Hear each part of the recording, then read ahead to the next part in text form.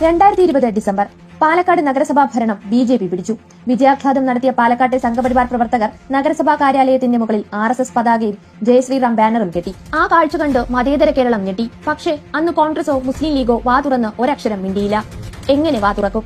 ജനസംഘത്തിനും RSSനുമൊപ്പം പാലക്കാട് നഗരസഭ ഭരിച്ചിരുന്ന മുസ്ലിം ലീഗ് കൂടെയുള്ളപ്പോൾ കോൺഗ്രസിന് മിണ്ടാൻ പറ്റുമോ?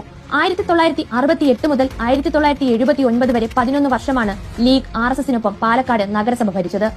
1971 5ാം ലോക്സഭയിലേക്കുള്ള തെരഞ്ഞെടുപ്പിൽ പാലക്കാട് നിന്നും ഇടതുപക്ഷ സ്ഥാനാർത്ഥിയായി AKG മത്സരിച്ചപ്പോൾ കോൺഗ്രസിനും ജനസംഘത്തിനും ഒരൊറ്റ സ്ഥാനാർത്ഥിയായിരുന്നില്ലേ ഉണ്ടായിരുന്നത്? ആ കോൺഗ്രസിന് പാലക്കാട് നഗരസഭയ്ക്ക് മേലെ ഉയർന്ന സംഘി ബാനർ കീറിയെറിയാൻ പറ്റുമോ? മാങ്കുറിശ്ശിയിലെ ജനസംഘം നേതാവായിരുന്ന TC ഗോവിന്ദനായിരുന്നു അന്ന് കോൺഗ്രസ് RSS സഖ്യ സ്ഥാനാർത്ഥി. നേരത്തെ പ്രഖ്യാപിച്ച തങ്ങളുടെ സ്ഥാനാർത്ഥി M രാജഗോപാലിനെ മാറ്റിയാണ് സംഘപരിവാർ നേതാവിനെ കോൺഗ്രസ് മത്സരിപ്പിച്ചത്. എന്നാൽ പാലക്കാട്ട് ജനത അന്ന് ഈ അവിശുദ്ധ കൂട്ടുകെട്ടിനെ ചവറ്റുകുട്ടയിലെറിഞ്ഞു സഖാവ് AKGയെ വിജയിപ്പിച്ചു.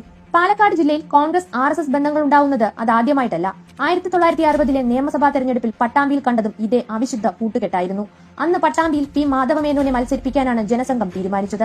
പത്രികാ സമർപ്പണ ശേഷം സജീവമായ പ്രചരണവും തുടങ്ങി. എന്നാൽ പെട്ടെന്നൊരു സുപ്രഭാതത്തിൽ കോൺഗ്രസുമായി നടത്തിയ കൃത്യമായ തെരഞ്ഞെടുപ്പ് ഡീലിന്റെ ഭാഗമായി ജനസംഘം തങ്ങളുടെ സ്ഥാനാർത്ഥിയെ പിൻവലിക്കുന്നു.